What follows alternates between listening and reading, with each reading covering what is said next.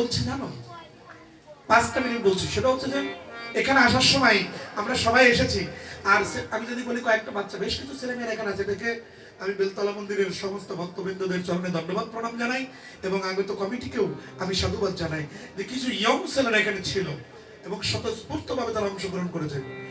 আমার মনে হয় এই গ্রামে আরো ইয়ং ছেলেরা আছে, ইয়ং মেয়েরা আছে, যাদেরকে ধরে যদি আজকে এখানে একটু হানা যেত রে, আহারে, যদি একবার শুনতে শুনতে শুনিতে শুনিতে কেউ বুঝিয়া না বুঝে কে সেও এই অদ্ভুত চৈতন্য শরীর যদি একবার বুঝে যায় যে কৃষ্ণ ভগবান স্বয়ং, তাহলে তার কয়েকটি লাভ হবে। শুনে নাও, ওই পিতা মাতার আর ওই ছেলে মেয়েকে নিয়ে বিচার বসানো লাগবে না, ওকে আর বলা লাগবে না তুই বাবা একাদশী কর, কারণ মা তো নিজেই করে একাদশী, বাবা নিজেই করে একাদশী।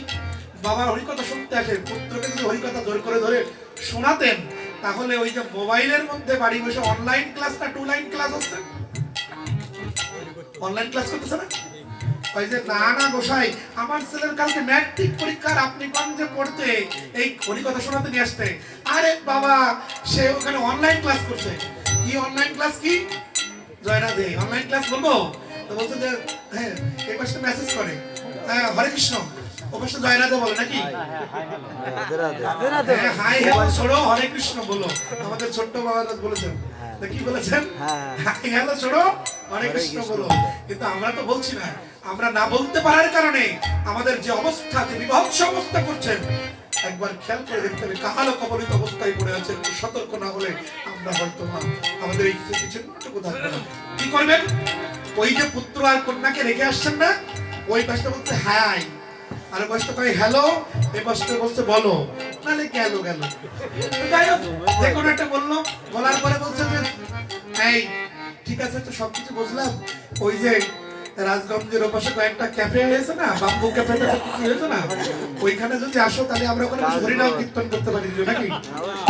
বলে না এই ওরা জানে সব, বলতেছে না? হ্যাঁ ওরা জানে, কিন্তু দাদা এরা বলছে না না না, ওখানে হরিনাম করার জন্য ডাকে না, খোশ গল্প করার জন্য ডাকে। কিন্তু খোশ গল্প করতে যে দেখে তাই এমন ভাবে জড়িয়ে গেল। কিছুদিন পরে জানা গেল এই খোশ গল্পের যে প্রিয় মানুষটির সাথে আমি গল্প করছিলাম, আমি যদি ওনার কাছে জিজ্ঞেস করতাম আগেই যে তুমি একটু সরস্বতীর প্রণাম মন্ত্র বলো তো, তাহলে কিন্তু ওই দিন তারা খায়। কিন্তু আসলে আমি, আরে বাবা আমার নিজের ছেলে মেয়েরা তো আমি শিখাইনি, তো ওর বন্ধুর কাছে যার সাথে হাই হ্যালো হচ্ছে তাকে জিজ্ঞেস করবে যে একটু সরস্বতীর প্রণাম মন্ত্রটা বলো।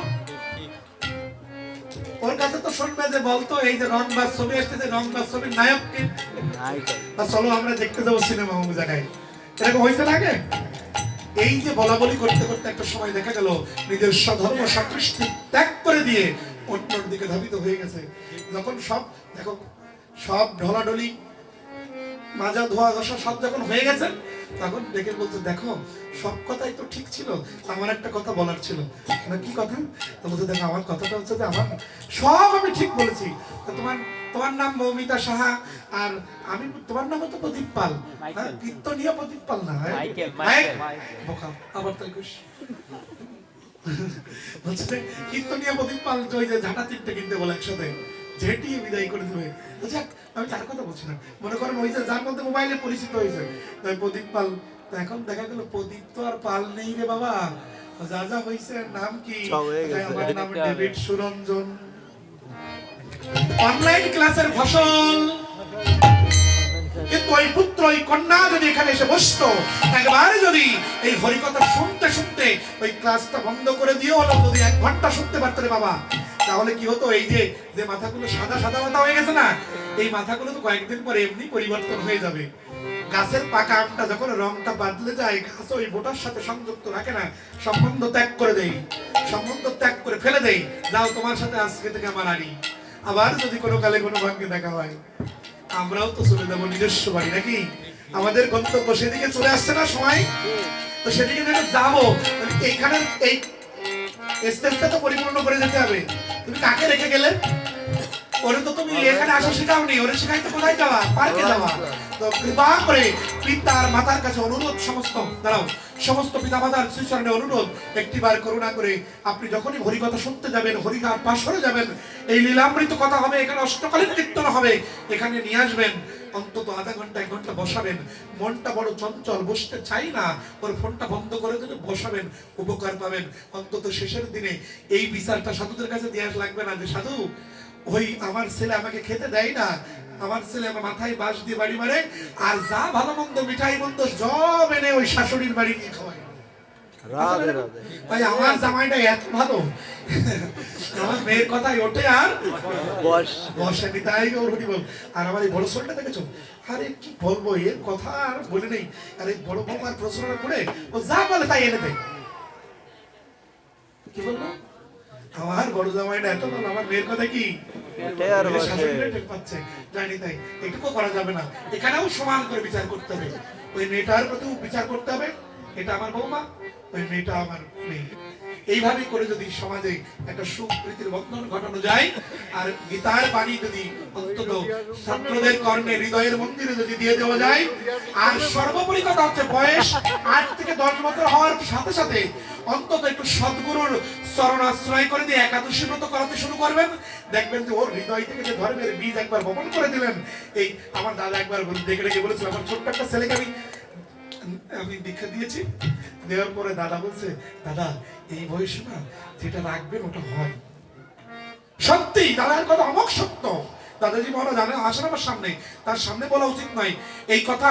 শুধু নয়, আমার জীবনের অনেক কথাই তিনি জানেন। তো আমি রেখেছি ওই পাত্রে, আমি যা রেখেছি সেই অনুসারী হয়েছে। কাঁচাই না নোয়ালে বাস পাকলে করে তো এখনই সময় আপনি চিন্তা করে দেখেন কি করবেন। আপনি এটা করবেন না ওটা করবেন, নাকি অনলাইন ক্লাস করাবেন, যেটা ভালো হয় আপনার বিবেচনায় রেখে গেলাম, সেই অনুসারে করে আগত জীবনে এই জন্মটাই যেন আমাদের শেষ জন্ম হয় মহাপ্রভুর কথা নিয়ে। 10 মিল নিজ দাঁড়িতে বসিয়া কীর্তন করস হবে। আসুন আমরা সেই হাতটা নিয়ে কীর্তন করি। 10-5 জন কে সেই 10-5 জন আপনি করবেন। 10-5 জন কে সেই 10-5 জন নিজের পুত্র, নিজের কন্যা, নিজের স্ত্রী, নিজের পিতা, নিজের মা, নিজের ভাই ভগ্নী, অন্যটা না, কিন্তু সবাই একসাথে বসে কি গাইবেন? হরে কৃষ্ণ কৃষ্ণ কৃষ্ণ হরে হরে।